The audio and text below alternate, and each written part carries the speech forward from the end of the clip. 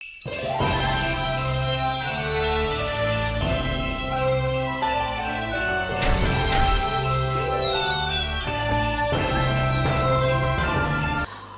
ఉదయకాల సమయంలో వేకువకాలపు క్రిస్మస్ ఆరాధనలకు చేరువచ్చిన మీ అందరికీ నా హృదయపూర్వక వందనాలు తెలియజేస్తుంటున్నాను. ఈ సమయంలో కొద్ది నిమిషాలు దేవుని వాక్యాన్ని మనం విందాం. దానికంటే ముందుగా నిన్న ఏం వాక్యం నాకు గుర్తుందమ్మా? ఆశీర్వదించబడ్డామనే ఆశ్చర్య కార్యాలు, అదేనా? స్పష్టంగా చెప్పండి.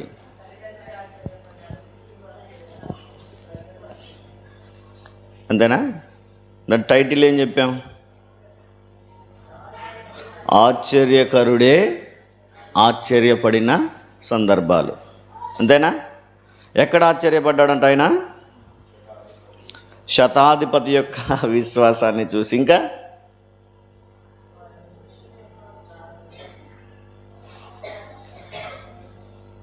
తన సొంత ప్రజల యొక్క అవిశ్వాసాన్ని చూసి, విశ్వాసాన్ని చూసి ఒకసారి ఆశ్చర్యపడ్డాడు, అవిశ్వాసాన్ని చూసి ఒకసారి ఆశ్చర్యపడ్డాడు. మరి మన విశ్వాసము దేవుడు ఆశ్చర్యపడే విధంగా ఉందా లేదా అని మనల్ని మనమే పరీక్షించుకుంటూ దేవుని వాక్యాన్ని కొద్ది నిమిషాలు ధ్యానం చేశాం. అయితే ఈరోజు ఆ రెండవ మాటను గురించి ఈరోజు ఆలోచన చేద్దాం. యెషయా గ్రంథం 9వ అధ్యాయము 6వ వచనాన్ని ఒకసారి మనం మరలా చదువుదాం.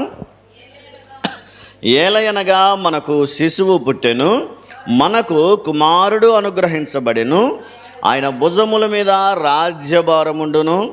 ఆశ్చర్యకరుడు, ఆలోచనకర్త, బలవంతుడైన దేవుడు, నిత్యుడగు తండ్రి, సమాధానకర్తయగు అధిపతి అని అతనికి పేరు పెట్టబడును.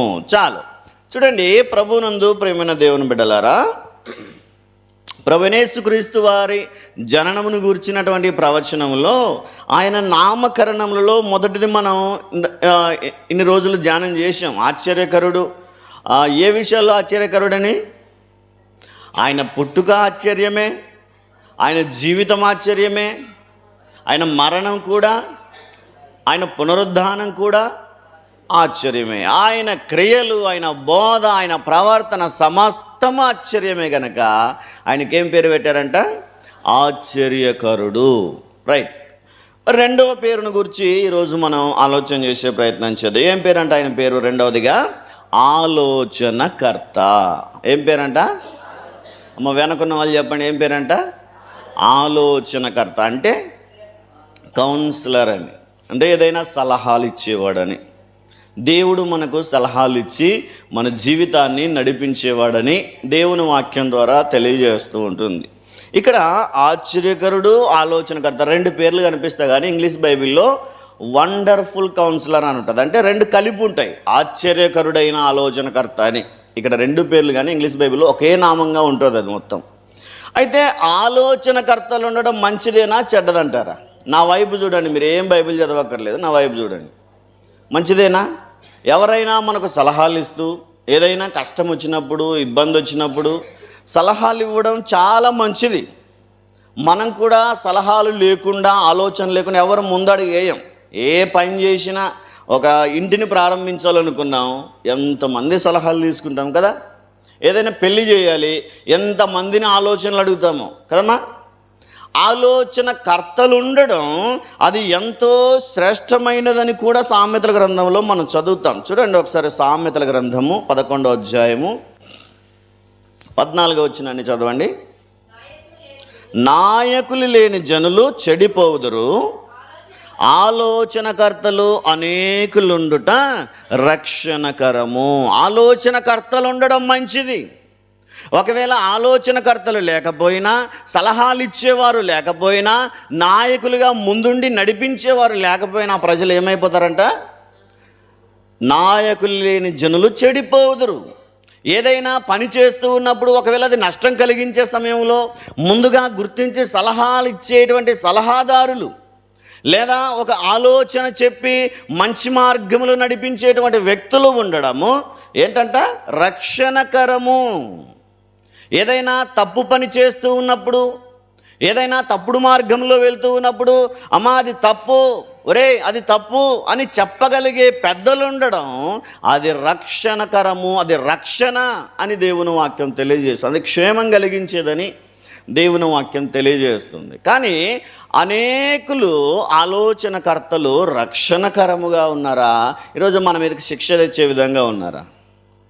ఆలోచనకర్తలు ఉండడం మంచిదే, ఐడియాలు ఇస్తూ సలహాలు ఇస్తూ ముందుకు నడిపించడం మంచిదే. మనం కూడా వింటాం, ఐడియా ఏం చేస్తుందంట? ఐడియా కనుమరుగైపోయినట్టుంది, ఇప్పుడు కనిపించట్లేదు. ఇంతకుముందు యాడొచ్చేది, ఐడియా మీ జీవితాన్ని మార్చేస్తుంది అని. విన్నారా? వినడం ఏంటి సార్, వాడేమంటారా?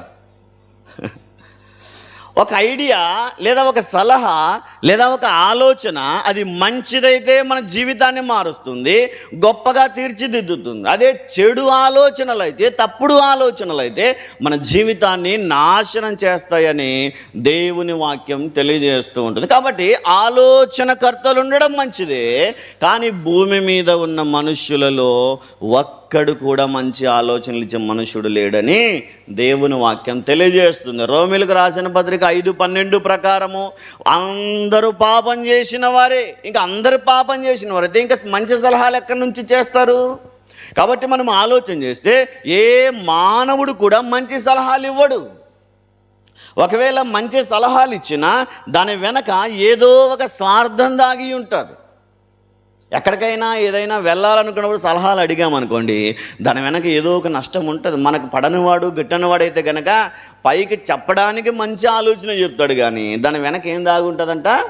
ఏదో మనకు నష్టం, ఏదో ఒక కీడు దాగి ఉంటుందని దేవుని వాక్యం చాలా స్పష్టంగా తెలియజేస్తుంది. అందుకనే నరుల హృదయాలోచనలు బాల్యము నుండి చెడ్డవంట. ఎప్పటి నుంచి? బాల్యము నుండి. అంటే ఎప్పుడు?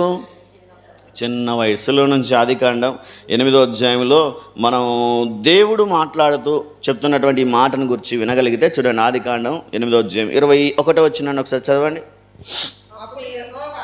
అప్పుడు యెహోవా ఇంపైన సువాసనను ఆగ్రహించి, ఇక మీదట నరులను బట్టి భూమిని మరలా శపించను, ఎందుకనగా నరుల హృదయాలోచనలు వారి బాల్యము నుండే చెడ్డవి. ఎప్పటి నుంచి అంట? బాల్యము నుండే చెడ్డవి.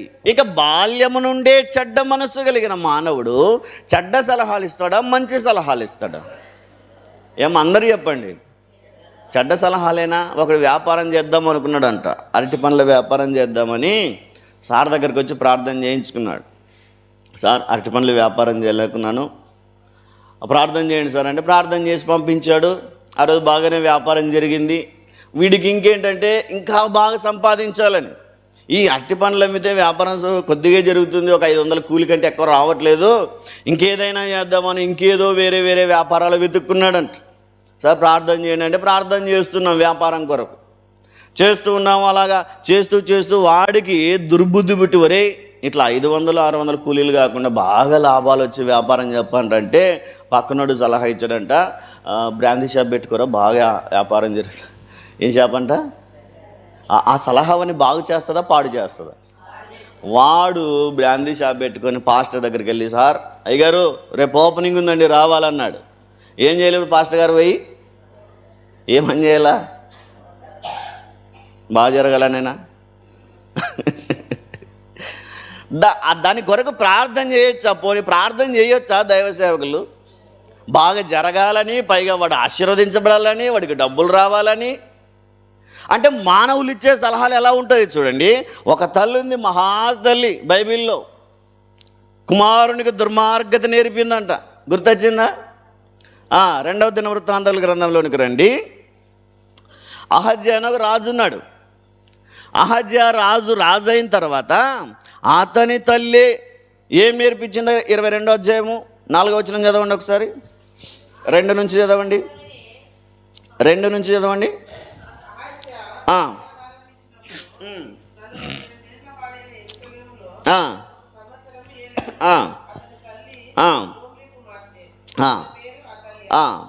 దుర్మార్గముగా ప్రవర్తించుటకు అతని తల్లి అతనికి నేర్పుచూ వచ్చెను గనుక అతడును అహాబు సంతతి వారి మార్గములందు నడిచెను. ఇక్కడ చూడండి, సొంత తల్లే దుర్మార్గంగా ఎలా నడుచుకోవాలో, దుర్మార్గంగా ఎలా ప్రవర్తించాలో నేర్పింది. అంటే ఏం చెప్పింటే సలహాలు ఇచ్చే ఉంటుంది. ఒరే అక్కడికి వెళ్ళావు ఇలా ప్రవర్తించు, అక్కడికి వెళ్ళావు ఇలా అడుగు, వారితో మాట్లాడతావా ఇలా మాట్లాడు, అన్నీ చెడ్డ ఆలోచనలు ఇచ్చుతూ పెంచిందంట తల్లి.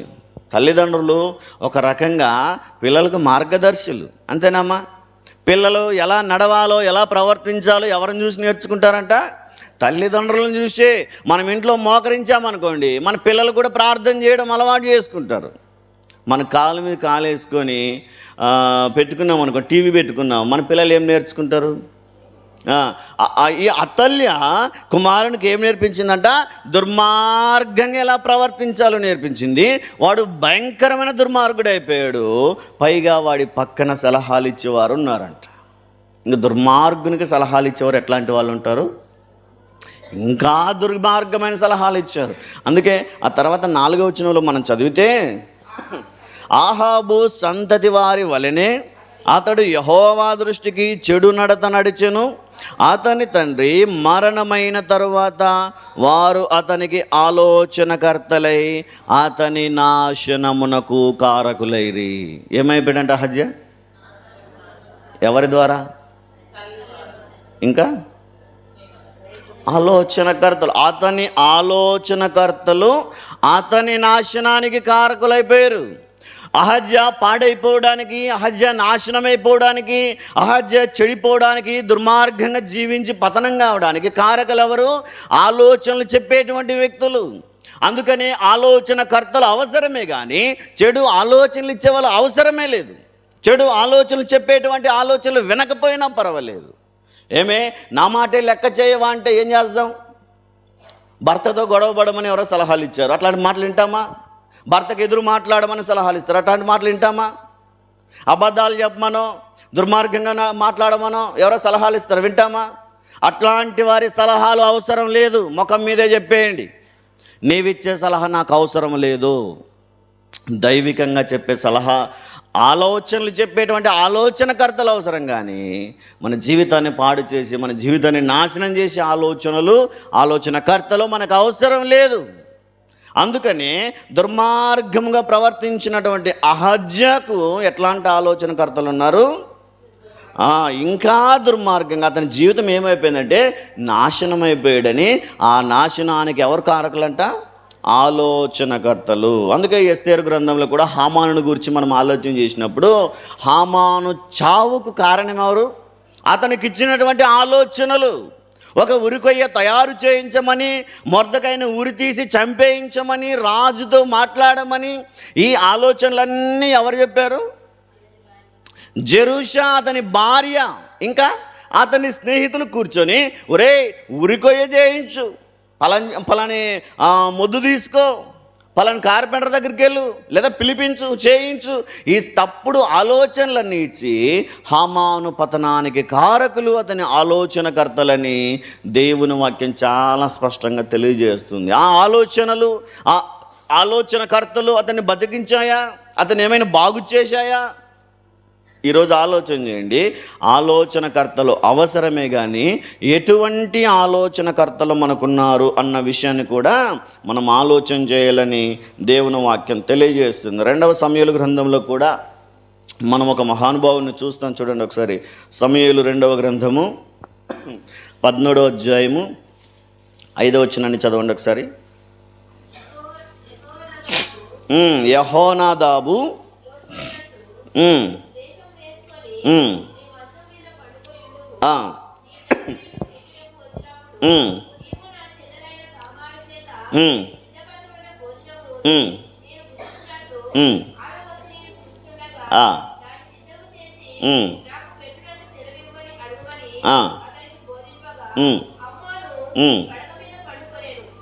ఇక్కడ చూస్తాను చూడండి 5వ వచనంలో.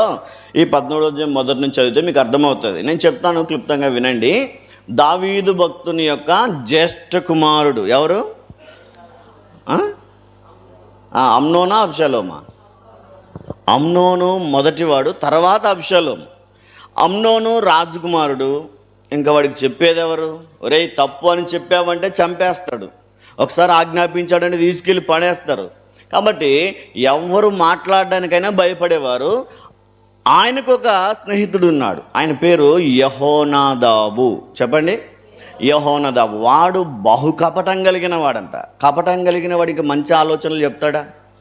ఒకసారి అమ్నోను చింత చేస్తూ కూర్చున్నాడంట. ఏమైందిరా అమ్నోను చింత చేస్తున్నావంటే, మా చిన్నమ్మ కూతురు ఉంది కదరా, ఆమె నేను ఇష్టపడ్డాను అన్నాడంట. ఏం చేస్తాం, మామూలుగా అయితే ఏం చేస్తాం? ఒరేయ్ బుద్ధి లేనోడా, తప్పురా అది, ఆమె నీకు చెల్లెలు అవుతుంది కదరా, అట్లాంటి కార్యాలన్నీ తప్పు, అట్లాంటి ఆలోచనలు తప్పు, అట్లాంటివి చేయకూడదు. ఇదిగో మీ నాన్న ఒక రాజు, నీవు కాబోయే ఒక రాజువి కనుక అటువంటి తప్పుడు ఆలోచనలు విడిచిపెట్టి మీ నాన్న దగ్గరికి వెళ్ళి మాట్లాడు, లేదా ఇంకా మన స్నేహితులతో కూర్చొని మాట్లాడదాం, లేదా ప్రార్థన చేద్దాం, దేవుడున్నాడు సహాయం చేస్తాడని చెప్పి ధైర్యం చెప్పాల్సింది పోయి ఒక తప్పుడు ఆలోచన చెప్పాడంట. ఏం చేయమంటావురా, నా చెల్లెలంటే నాకు చాలా ఇష్టము, ఆమెతో ఎలాగైనా నేను పెళ్లి చేసుకోవాలనుకుంటున్నానని వాడి దుర్మార్గం అంతా బయట పెట్టినప్పుడు యెహోనాదాబు ఒక ఆలోచన చెప్పాడు.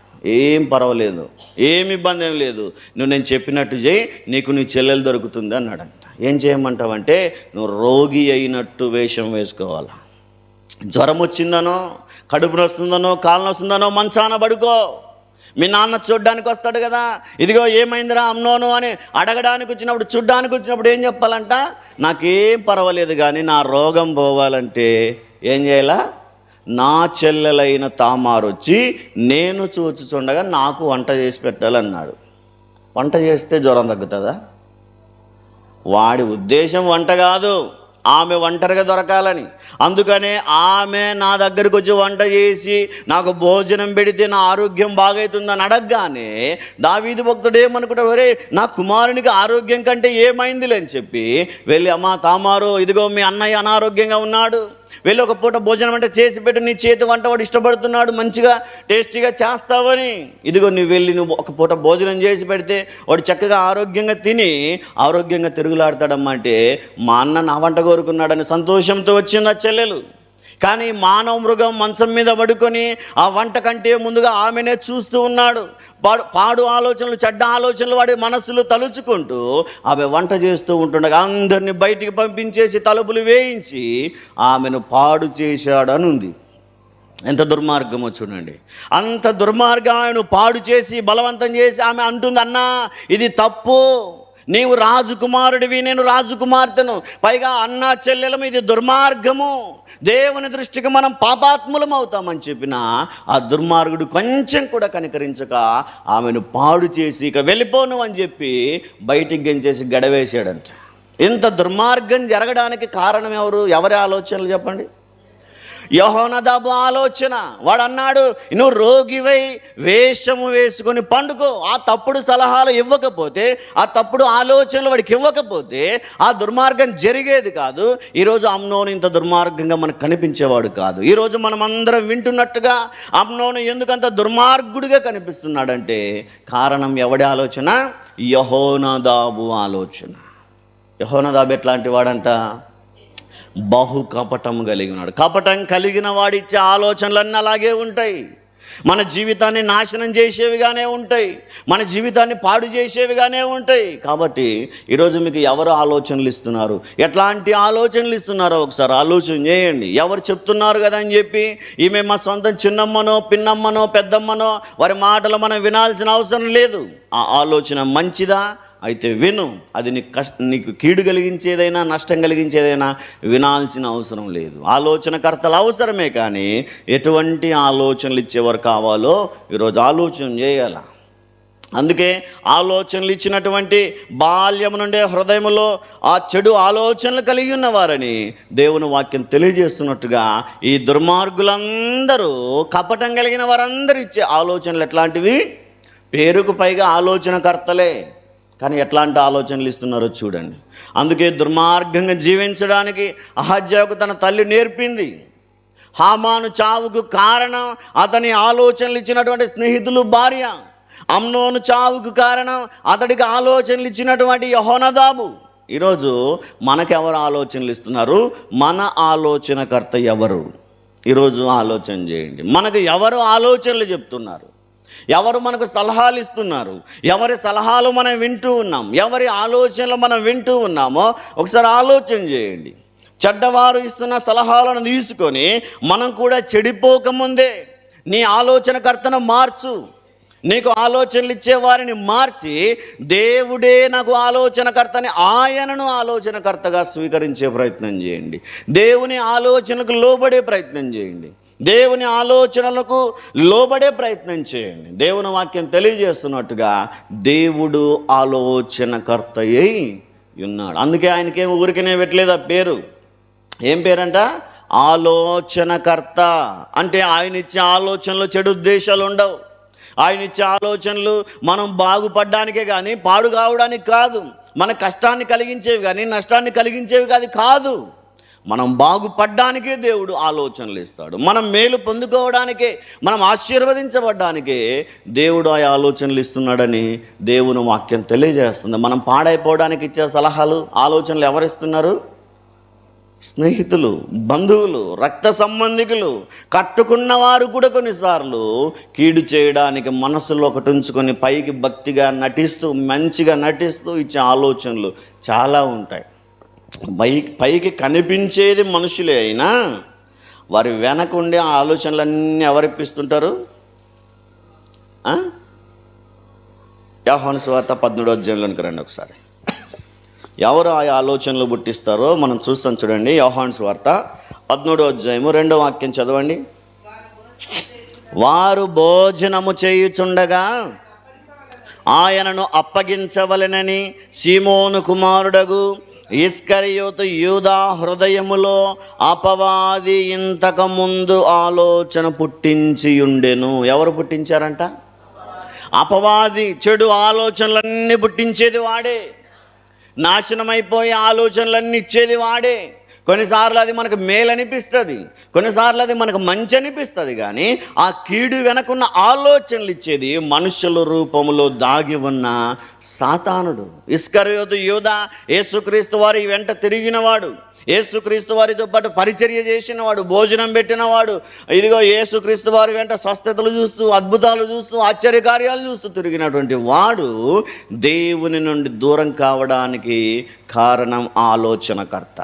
ఆ ఆలోచనకర్త సాతానుడుగా అతనిని నియమించుకున్నాడు. అందుకే సాతానుడు అతని హృదయంలో ఏం చేశాడంట? ఆలోచన పుట్టించి ఉన్నాడు. ఈరోజు మీ కుటుంబాల్లో ఏమి చేయాలో తోచక, ఆలోచనలు రాక ఇబ్బంది పడుతూ ఉంటే దేవుణ్ణి అడగండి. ప్రభువా, సాతానుడు ఇచ్చే ఆలోచనలు నాకు వద్దు. సాతానుడి ఆలోచనలు, బంధువుల ఆలోచనలు, అన్నదమ్ముల ఆలోచనలు నాకు వద్దు ప్రభువా. నీవే నాకు ఆలోచనకర్తగా ఉండి నన్ను ముందుండి నడిపించు ప్రభువా అని ప్రార్థన చేయండి. దేవుడు అంటాడు, కీర్తన గ్రంథం 32లో మనం చదువుతాం. చూడండి ఒకసారి. ఆయనే మనకు ఆలోచనకర్త అయి ఉండి ఆలోచనలు చెప్తాడు. చూడండి 32వ అధ్యాయము ఒకసారి 8వ వాక్యాన్ని చదువుదాం. నీకు ఉపదేశము చేసేదను, నీవు నడవవలసిన మార్గమును నీకు బోధించెదను, నీ మీద దృష్టి ఉంచి నీకు ఆలోచన చెప్పెదను. హల్లెలూయా, హల్లెలూయా, హల్లెలూయా. నీ మీద దృష్టి ఉంచి నీకు ఆలోచన చెప్తాడంట దేవుడు. మనుషులు ఇచ్చే ఆలోచనలు మనం చెడిపివేయచ్చు. మనుషులు ఇచ్చే ఆలోచనలు మనం పాడు చేయొచ్చు. మనుషులు ఇచ్చే ఆలోచనలు కొన్నిసార్లు నష్టం కలిగించవచ్చు. మనుషులు ఇచ్చే ఆలోచనలు కొన్నిసార్లు మన ఆనందాన్ని కోల్పోయేలా చేయొచ్చు. మన సమాధానం లేకుండా, ఆనందం లేకుండా, సంతోషం లేకుండా జీవిస్తున్నామంటే మనుషుల ఆలోచనల మీద ఆధారపడ్డారేమో. మనుషుల ఆలోచనలు తీసుకున్న వాడు ఎవడికి సంతోషం ఉండదు. అది తాత్కాలికంగా సక్సెస్ కావచ్చు. అబ్బా, నీవి ఆలోచన ఇవ్వకపోతే నేను ఈ వ్యాపారం చేసేవాడినే కాదు అంటాం. ఆ వ్యాపారానికైనా, ఆ పని చేయడానికైనా కొన్నిసార్లు మా అన్న ఇచ్చిన సలహా అనుకోవచ్చు, మా అక్క ఇచ్చిన ఆలోచన అనుకోవచ్చు. కానీ ఆ ఆలోచనలన్నీ తాత్కాలికం. ఏదో ఒక రోజు నష్టపోవాల్సి వస్తుంది. వ్యాపారంలో పెట్టిన పెట్టుబడులు నష్టం రావచ్చు, చేసిన వివాహం వెనుదిరిగి రావచ్చు, చేసినటువంటి పనులు కొన్నిసార్లు వెనక్కి మళ్ళొచ్చు. వారు ఇచ్చిన ఆలోచనలు ఏమైపోతాయంటే నిష్ఫలమైపోతాయి, అవి ఫలించవు. కాబట్టి ఎవరి ఆలోచన తీసుకోవాలో మనం? దేవుని ఆలోచన అడగాల. ప్రభువా, మనుషుల ఆలోచనలు వద్దు ప్రభా, మనుషుల ఆలోచనలు విని విని విని నష్టపోయాను ప్రభా, నీవే నాకు ఆలోచన చెప్పి నడిపించు ప్రభా అని అడిగితే దేవుడు ఏమంటాడు, నేను నీకు ఉపదేశము చేసేదను, నువ్వు ఎలా నడవాలో, నువ్వు ఎక్కడికి వెళ్ళాలో, నువ్వు ఏం పని చేయాలో, నువ్వు ఎలా ప్రవర్తించాలో సమస్తాన్ని నీకు బోధించేదను అంటాడు. నీ మీద దృష్టి పెట్టి మనుషులు ఎలా పోయినా పర్వాలేదు, కానీ ఎవరైతే ప్రార్థిస్తారో ఆయన దగ్గరకు వచ్చి ప్రభా నాకు ఆలోచన కావాలని వారి మీద దృష్టి ఉంచి అంటాడు ఆయన. ఆయనకు ఎన్నో పనులు, ఆయనకు ఎన్నో ఆలోచనలు, ఆయనకు ఎన్నో కార్యాలు ఉండవచ్చు, కానీ ఆయన వాటన్నింటిని విడిచి నీ మీద దృష్టి పెడతాడంట.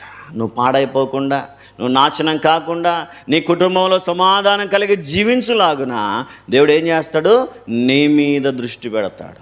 ఇక దేవుని దృష్టి మన మీదకి వచ్చిందనుకోండి, మన జీవితాలన్నీ బాగుపడతాయి. అందుకే దేవుడు అంటాడు, ఇదిగో నీ మీద దృష్టి ఉంచి నీకు ఆలోచన చెప్తాను. ఇన్ని రోజులు మనుషుల ఆలోచనలు విని నష్టపోయావేమో, ఈరోజైనా దేవుని ఆలోచనకు స్థానం ఇవ్వండి. ఈరోజైనా దేవుని ఆలోచనకు విధేయులు కండి. ఈరోజైనా దేవుని ఆలోచనను అంగీకరించే ప్రయత్నం చేయండి. మనుషుల ఆలోచనలు తాత్కాలికమైనవే, కానీ దేవుని ఆలోచన సదాకాలం నిలుస్తుందంట. ఎంతకాలం? ఆ పక్కనే 33వ అధ్యాయము 11వ వచనం చదవండి ఒకసారి. యెహోవా ఆలోచన సదాకాలము నిలుచును. హల్లెలూయా, హల్లెలూయా. దేవుడు ఒక్కసారి ఇచ్చాడంటే ఆలోచన సదాకాలం నిలుస్తుంది. దేవుడిచ్చే ఆలోచనలు పాడయ్యేవి కాదు, దేవుడిచ్చే సలహాలు నష్టం కలిగించేవి కాదు. దేవుడిచ్చే ఆలోచనలు మనల్ని బాగు చేస్తాయి, సమాధానం ఇస్తాయి, ఆనందాన్ని ఇస్తాయి, నెమ్మదినిస్తాయి, కుటుంబాలను కడతాయి, బంధాలను కడతాయి, బంధాలను నిలుపుతాయి. కానీ మనుషులు ఇచ్చే ఆలోచనలన్నీ ఏం చేస్తాయంట? కొంతమంది చెప్తూ ఉంటారు, మనకు నష్టం కలిగించే ఆలోచనలు అయితే వినవద్దు. దేవుని వాక్యం చెప్తూ ఉన్నట్టుగా పాపుల ఆలోచనలు వినవద్దు. ఈరోజు అందుకే దేవుని ఆలోచన సదాకాలమైంది. ఆయనే నీకు ఆలోచనలు చెప్తాడు, పైగా నీకే ఆలోచించే శక్తిని ఇస్తాడంట దేవుడు. యెషయా గ్రంథంలో మనం చదువుతాం. యెషయా గ్రంథం చూడండి ఒకసారి, 28వ అధ్యాయము 29వ వాక్యాన్ని చదువుదాం. 28, 29 చదువున్నాం.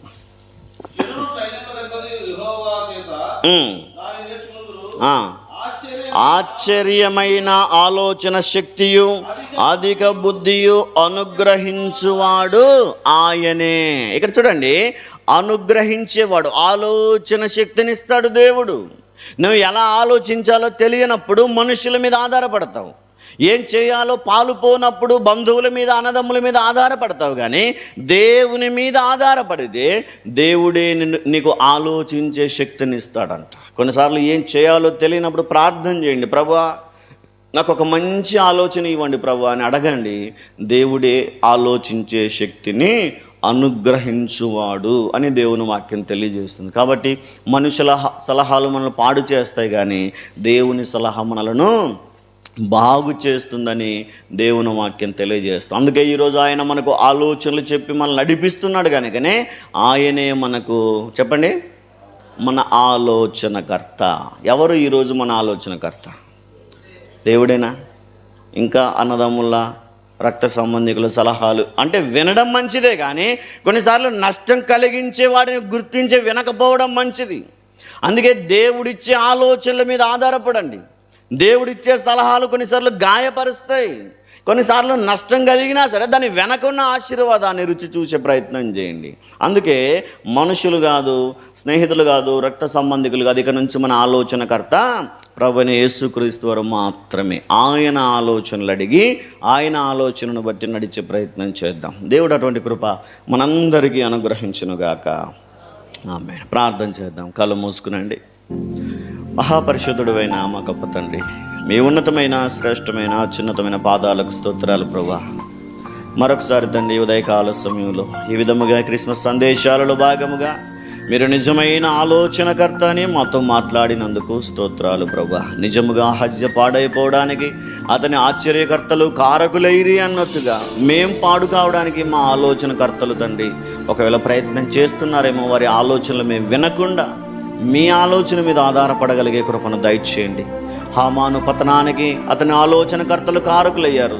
అమ్నోను పతనానికి అతని ఆలోచనదారుడు, సలహాదారుడు యెహోనాదాబు కారణమైనట్టుగా మేము మా బంధువుల, రక్త సంబంధికుల, స్నేహితుల ఆలోచనలు వింటూ ఇంతవరకు పాడైపోయాం, ఇంతవరకు నష్టపోయాం, ఇంతవరకు కీడు అనుభవించాం, ఇంతవరకు శాపం అనుభవించాం. కానీ ఇక నుంచైనా ఆలోచనకర్తమైన నీ మీద ఆధారపడి మీరు మా మీద దృష్టి ఉంచి ఆలోచన చెప్పగలిగేంత సన్నిహిత సహవాసాన్ని మీతో కలిగి జీవించే కృపను దయచేయండి. సదాకాలమైన నీ ఆలోచన శక్తి మాకు అనుగ్రహించుమని ప్రార్థిస్తూ, ఆలోచనకర్తమైన నీ యందు తండ్రి మేము విశ్వాసం కలిగి జీవిస్తూ ముందుకు కొనసాగే కృపను మాకు అనుగ్రహించుమని యేసుక్రీస్తు వారి నామములో వినయముతో అడిగి వేడుకొని పొందుకుని నాము తండ్రి. ఆమేన్.